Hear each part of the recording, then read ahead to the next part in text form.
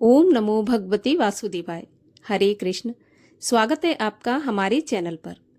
आज के इस वीडियो में हम आपको बताएंगे वैशाख मास की पूर्णिमा कब है, पूर्णिमा तिथि कब आरंभ होगी, कब समाप्त होगी, व्रत किस दिन रखा जाएगा, स्नान दान की पूर्णिमा किस दिन है, सत्यनारायण की कथा किस दिन करवा सकते हैं, सभी के बारे में आज के इस वीडियो में बात करने वाले हैं। तो वीडियो बहुत ही महत्वपूर्ण होने वाला है। इसके साथ ही हमारे चैनल पर सभी प्रकार की व्रत कथाएं भी आपको सुनने को मिलेंगी।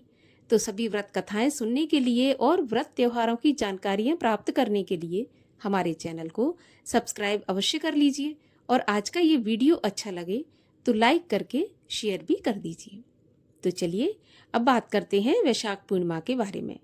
वैशाख पूर्णिमा, सबसे पहले तो वैशाख का जो महीना होता है वो भगवान श्री कृष्ण को बहुत ही प्रिय महीना है।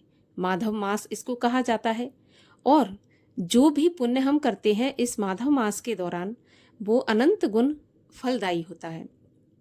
इसलिए वैशाख की पूर्णिमा भी अति विशेष मानी गई है। इसी दिन भगवान बुद्ध का अवतार भी हुआ था, तो बुद्ध पूर्णिमा भी इसको कहा जाता है। कच्छप अवतार भी भगवान ने इसी दिन धारण किया था, तो कूर्म अवतार की पूजा भी इसी दिन की जाती है। बहुत ही महत्वपूर्ण ये पूर्णिमा तिथि है। पूर्णिमा के दिन भगवान श्री सत्यनारायण की कथा की जाती है, व्रत उपवास किया जाता है, चंद्रमा का पूजन किया जाता है, चंद्रमा को अर्घ्य देकर व्रत पूर्ण किया जाता है। पूर्णिमा के दिन चंद्रमा अपनी 16 कलाओं से युक्त रहते हैं, तो शाम को अर्घ्य देने के बाद जो भी व्रत करने वाले चंद्रमा को अर्घ्य देते हैं और जो व्रत नहीं करते वो भी कम से कम 10 से 15 मिनट चंद्रमा की रोशनी में रात को अवश्य बैठें। इसीलिए क्योंकि जब हम चंद्रमा की रोशनी में बैठते हैं पूर्णिमा की रात को, तो हमारे मन के विकार, हमारा जो मन स्थिर नहीं रहता है या फिर मन हमारा किसी भी तरह से अशांत रहता है या चर्म रोग से हम पीड़ित हैं, उसमें हमें काफ़ी लाभदायक होता है ये चंद्रमा की रोशनी में बैठना।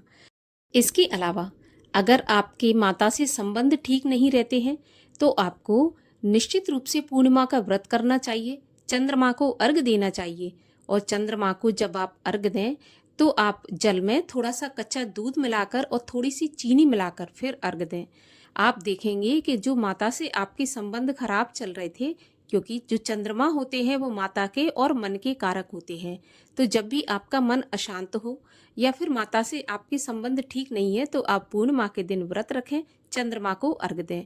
इसके अलावा आप भगवान शिव की पूजा भी करें, क्योंकि भगवान शिव और चंद्रमा ये अलग नहीं माने जाते हैं। अगर भगवान शिव की पूजा करते हैं तो साथ में चंद्रमा की भी पूजा भी हो जाती है। वैशाख पूर्णिमा तो इतनी महत्वपूर्ण है कि यदि आपने पूरे वैशाख मास में कुछ भी दान पुण्य नहीं किया है या फिर आप कुछ भी भजन पूजन नहीं कर पाए हैं तो वैशाख पूर्णिमा के दिन आप कर सकते हैं। पूरे महीने का फल प्राप्त होगा। दान करना चाहिए। दान सबसे ज़्यादा महत्वपूर्ण माना जाता है वैशाख पूर्णिमा के दिन। वैशाख मास में आप जरा सा भी अगर अन्न दान करते हैं तो निश्चित रूप से आपको अनंत गुना फलदायी होता है। तो वैशाख पूर्णिमा के दिन भगवान शिव की, माता लक्ष्मी की, भगवान श्री हरि विष्णु की पूजा करना विशेष लाभदायक माना गया है।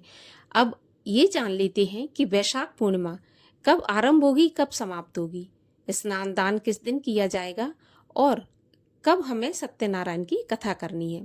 तो देखिए, वैशाख पूर्णिमा का प्रारंभ हो जाएगा 11 मई रविवार की रात 8:02 से और पूर्णिमा तिथि की समाप्ति होगी 12 मई सोमवार के दिन रात्रि 10:25 पर। तो साल 2025 में वैशाख पूर्णिमा के सभी नियमों का पालन और वैशाख पूर्णिमा का व्रत 12 मई 2025 दिन सोमवार के दिन रखा जाएगा। इसी दिन स्नान दान और व्रत की पूर्णिमा रहने वाली है। सत्यनारायण की कथा भी सोमवार को ही की जाएगी।